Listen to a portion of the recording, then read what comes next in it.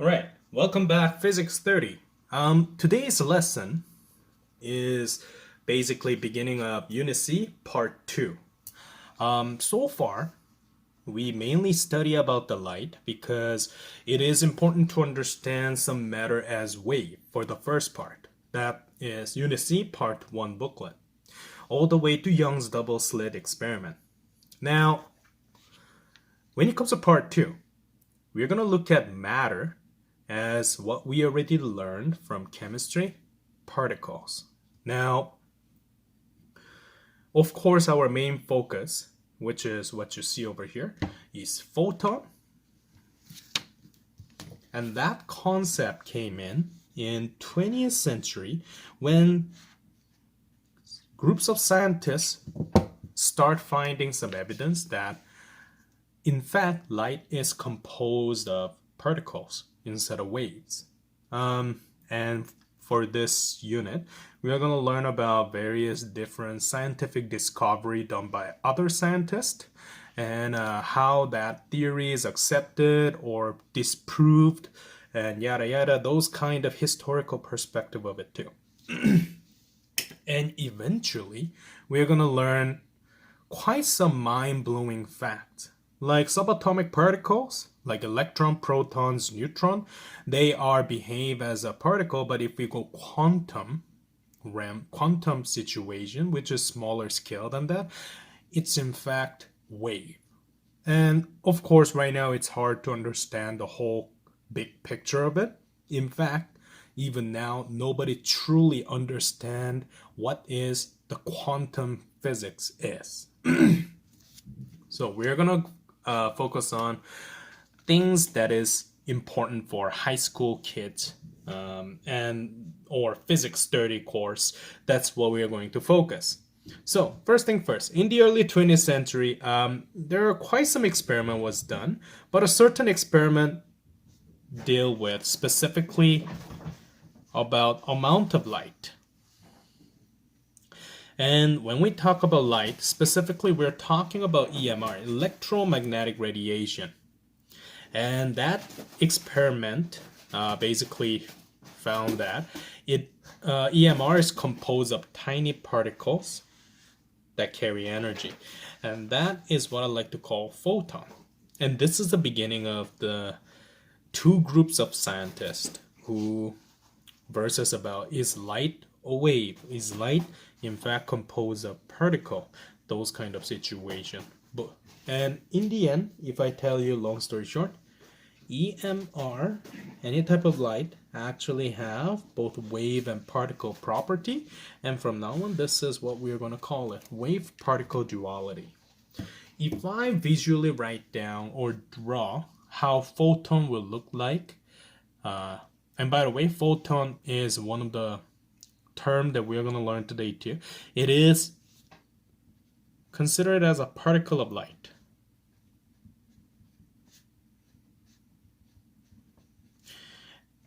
And here's what I'm going to explain to you. How can light become a particle? First thing first, a lot of people think particle as a sphere, three-dimensional sphere. Like electron, proton, neutron, those guys are particle. Electron, people used to put negative inside of this circle, positive, something like that. To be precise, if it's three-dimensional situation, we call it sphere. Now, photon, so light, in part 1 of the Unit C, we in fact discover some of the experimental discovery by Young's double slit experiment and the others. They use refraction and reflection, which light does have it, and that proves that light has waves. So photon, generally describe it in this way. Imagine a capsule, like a medical capsule. You know, the one that if you consume, it's going to be dissolved and then whatever the liquid inside can come out, something like that. A good example is fish oil, tablet, or any type of omega-3, which you can find it from lobster, king crab, those kind of thing. Imagine that little wrap, if you will, or shell, if you will.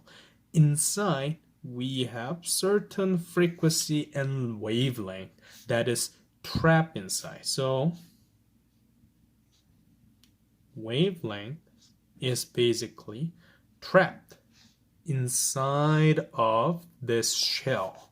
And photon theory is actually came up from that as soon as some groups of scientists discovered the property of particles. One of the good example is Rutherford and gold foil experiment.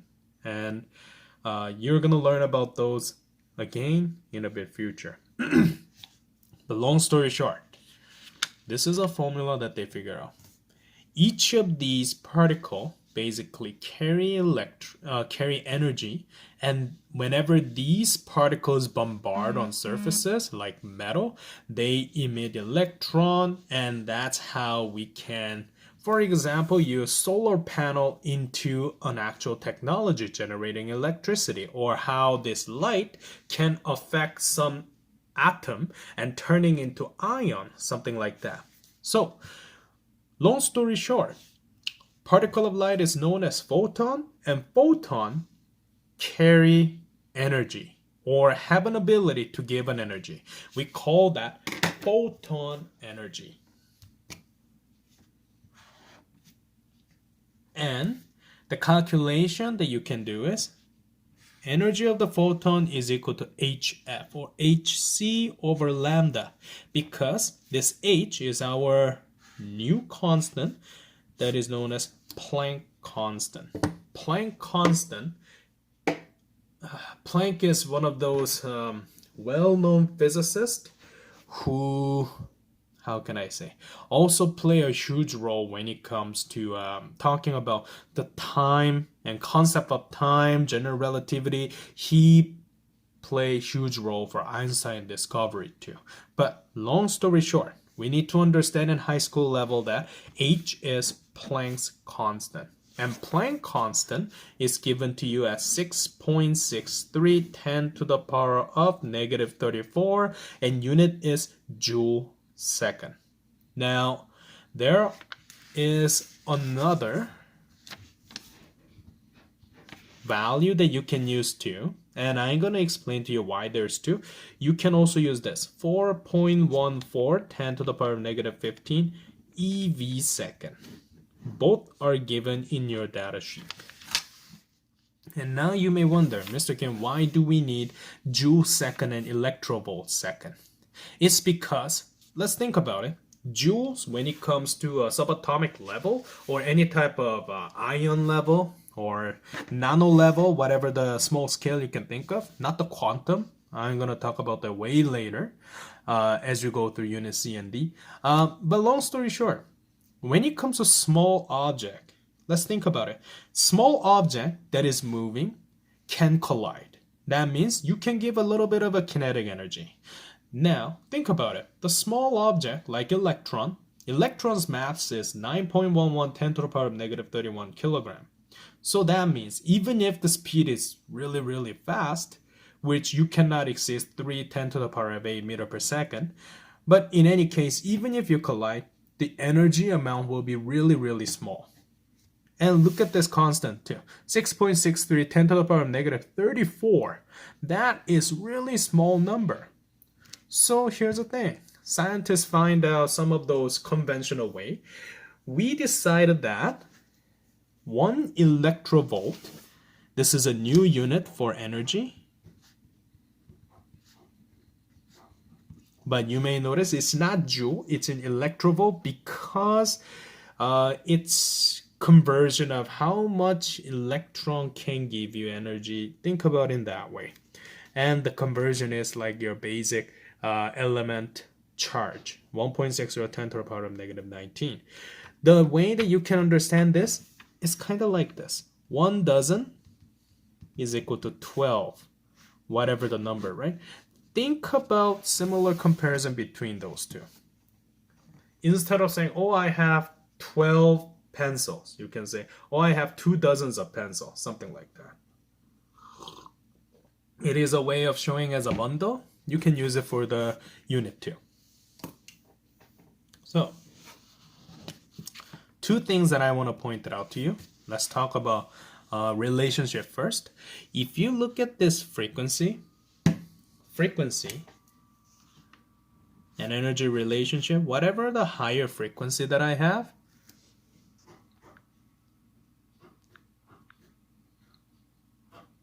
I'm gonna focus this here a little bit. There you go. Sorry about that. Whatever the frequency value that you have, if I have higher frequency, you will expect higher energy. So if you think about our previous Unit C Part 1, you will notice that we learn about the wavelength and frequency band, basically. Like, for example, the highest wavelength is radio wave, something like that. So if I look at the relationship between energy and frequency, whatever the object that have really high frequency of EMR, it has high energy that can be coming from them. So for example, gamma ray, X-ray, UV ray, they have high energy and that can become to our cell if we contact them. For example, why people want to have a UVB protective sunscreen is whenever you go to Mexico or something like that, is because UV light can actually destroy your skin cells' DNA because it is quite powerful. So you may need to understand the relationship. So what does that tells you? If you look at the wavelength perspective, whatever low wavelength will give me high frequency, thus you will have high energy. This is one of the reasons why radio wave, which is really high wavelength, will make this entire fraction go really low. Thus, my energy will go low in that perspective. So know the correlationship between E and F and then E and lambda. That's what I want to point that out. Another thing, photon energy, like I mentioned, is quite small. So that's why we use electron volt, which is known as EV, because we're going to learn tomorrow that is known as photoelectric effect, how much photon that is collided to metal, something like that, it creates some electric energy. And when it comes to electron, we measure voltage for potential difference, right? So think about similar category as that. Now, let's talk about relationship between EMR's intensity. So how much bright, how much dim. Let me go through this part using two different diagrams over here. If something is quite bright, or fancy way of saying it's very intense, high intensity, and low intensity. You may know that if it's high intensity, there will be a lot of photon because a lot of light is emitted. So you can consider that high intensity means large number of photon. If it's dim, however, it's small amount of photon. So mathematically, those relationships can work like this. The total energy that EMR can produce is equal to how much number of photon times by how much energy can be produced. So you can think that intensity does give you a correlation between high number of photon versus low number of photon, depends on its brightness. So let's do some class example over here. Number 1, determine the total energy of 71 photon. Number is given as 71. Answer in EV. So energy is what I need to get, whatever blank blank EV, and we don't know that. We only have one clue. Basically, some wave pattern and distance that is given.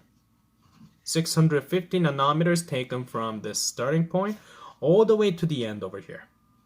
Now, although it's talk about the wave, don't freak out. It is a wave-particle duality. We're slowly going to move on to our particle. But like I said, even if it's particle, think about some wave that is trapped. So here's what you need to do. Whenever you see this graph, identify the pattern. Go up, down, and return. That's one wavelength. Up, down, and return, second wavelength, up, down, return, third wavelength. So in fact, here's my one particle, second particle, third particle. That is what I see. So 615 nanometer, if I divide it by 3, then I can truly have one wavelength worth of it. So let's do some calculation. 650 divided by 3 will give me 116.66666 and return. So in order to make a precise amount, that's nanometer, I'm gonna report it as fraction because I don't want to round up. 650 over 3 nanometer is what I have. And that's basically what it is in here. Now, the energy. First thing first, E is equal to HF. But as you may know, HF, F is reciprocal of, actually not reciprocal, sorry. We can use our universal wave formula. V is equal to F lambda, which will in turn turning into C is equal to F lambda, and thus we know that F is equal to C over lambda. So if I substitute this, what I see on the right side fraction, into this system, then you know that it's HC over lambda. That's how this formula on the very top section of the page 36, you can see it on the top. But in any case, let's punch some number in. 6.63 10 to the power of negative 34 joule second. 3 10 to the power of 8 meter per second divided by wavelength, which is 650 divided by 3 10 to the power of negative 9 meter, because it's nanometer. And we are going to punch the number in. I purposely did joule. You can directly use electrovolt, but the reason that I'm doing is in joule is so that you can you know how to convert back and forth. It is an important skill.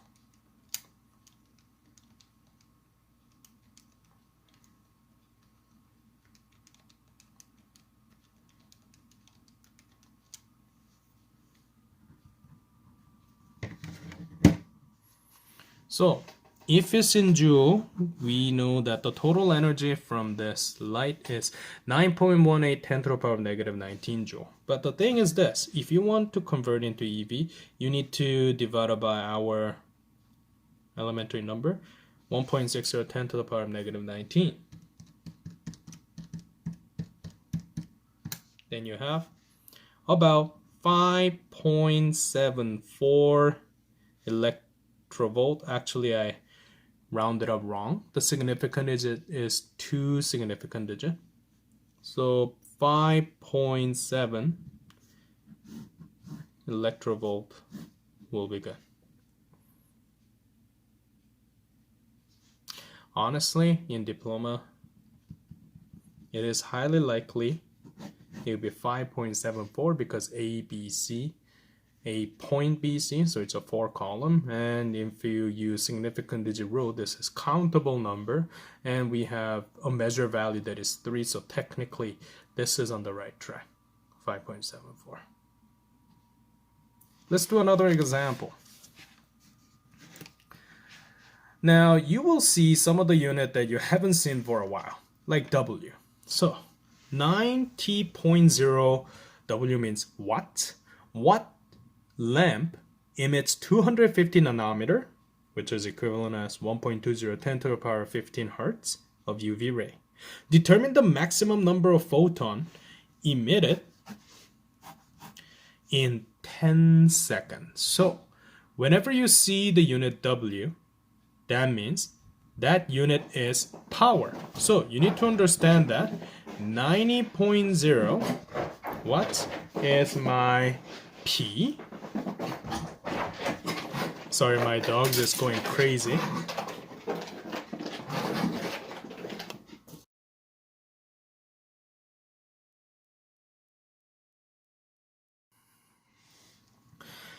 All right, where were we?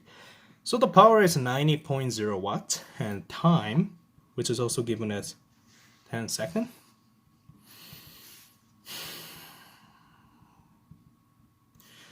Wavelengths given, and frequency also given.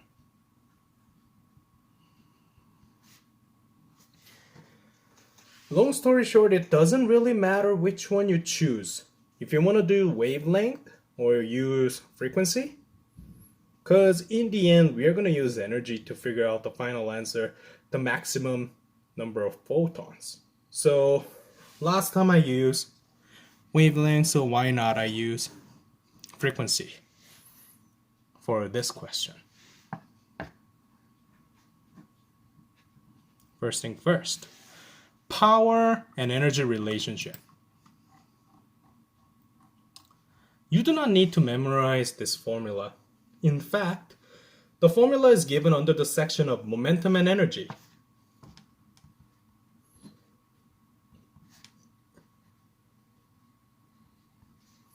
Work is equivalent of energy, and then P is equal to W over T. So if I rearrange this entire two formula situation, delta E is equal to power times delta T. Power unit is watt, T unit is second. So 90.0 watts times by 10.0 second is equivalent of 900 joule. So from that concept of power, we could figure out the energy amount. Once you get that, now it's relatively easy. We know that this is total energy. And we are trying to find NHF, whatever my energy that can come out from the EMR with the 250 nanometer UV radiation. So the number of mole is equal to ET over HF. Since we're using 900 joule, it's a good idea to use unit with the joule and second.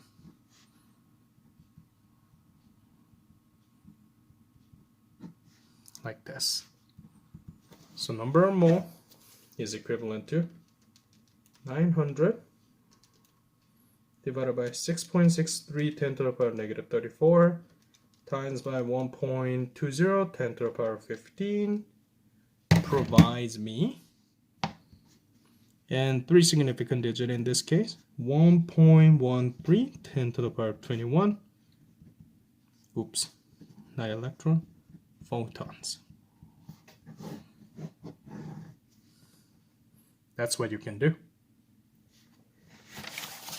That is my today's lesson. Your to-do list is basically page 37 of your booklet and page